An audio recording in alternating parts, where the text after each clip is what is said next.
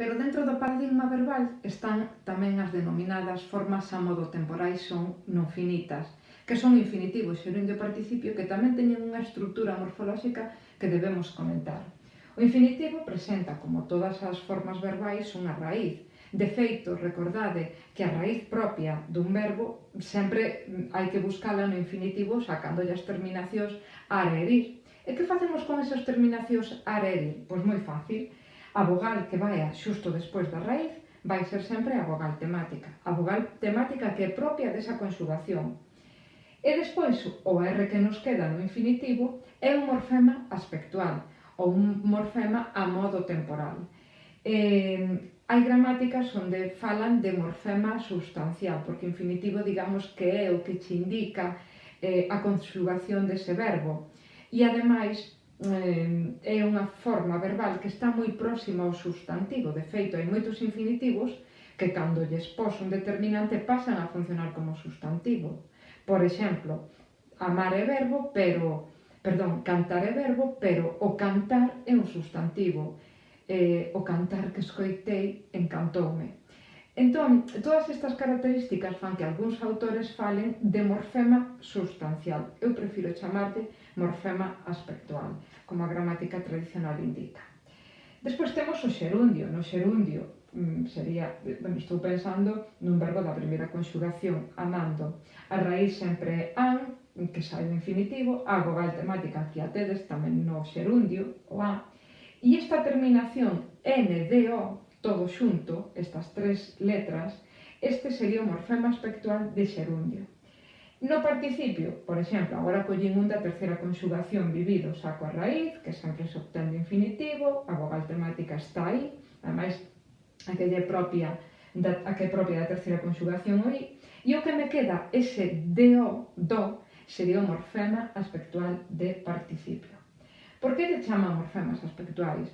Porque o infinitivo xerundio e o participio vedes que non se conxugan. Bueno, o infinitivo sí, despois xa o comentaremos.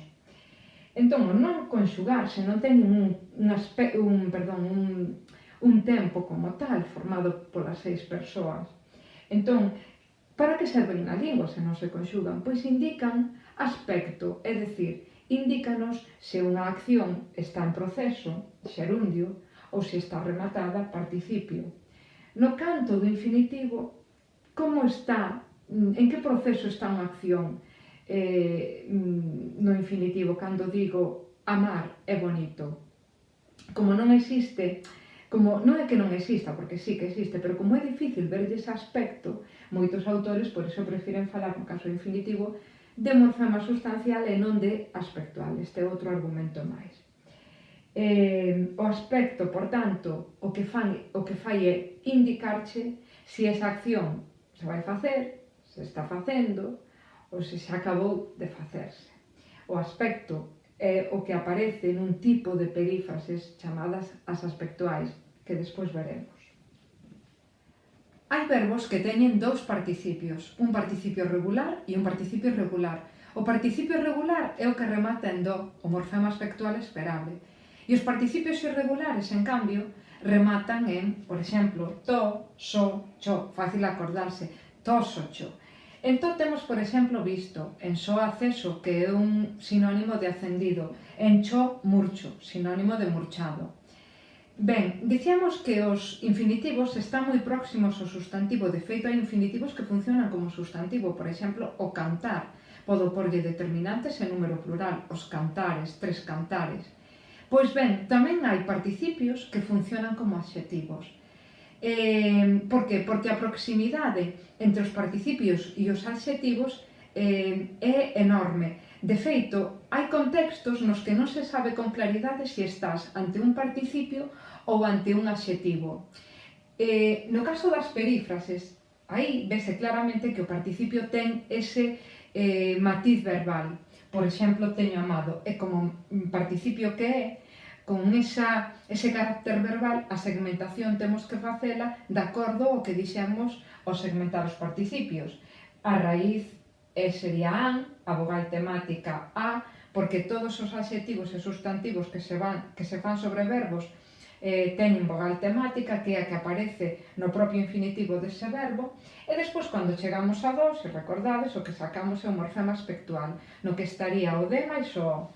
Pero neste outro exemplo, comidas cociñadas, vemos que cociñadas funciona máis ben como un adxetivo, é dicir, é como se deixase de ser participio para entrar de cheo na categoría dos adxetivos. E entón aquí a segmentación que facemos é distinta do caso do participio anterior. Sacamos, iso sí, unha raíz, como sempre, e esa raíz obtémola como este adxetivo, este participio que funciona como adxetivo, se fai sobre un verbo, pois a raíz sácase do infinitivo, extraendo ar, ir. Entón, temos raíz cociña. E o a sería vogal temática, porque é a que aparece no infinitivo do verbo cociñar sobre o que se fai esta palabra. E despois, en das, fixadevos que temos unha segmentación distinta, non sacamos morfema aspectual, sacamos o do, que sería morfema derivativo sufixo, que aparece en moitas palabras, sacamos o morfema flexivo de xénero a e o morfema flexivo de número s. Aquí, en cambio, en do, non sacamos o morfema flexivo de xénero no o. Por que? Porque nas perífrases ten ese valor verbal o participio.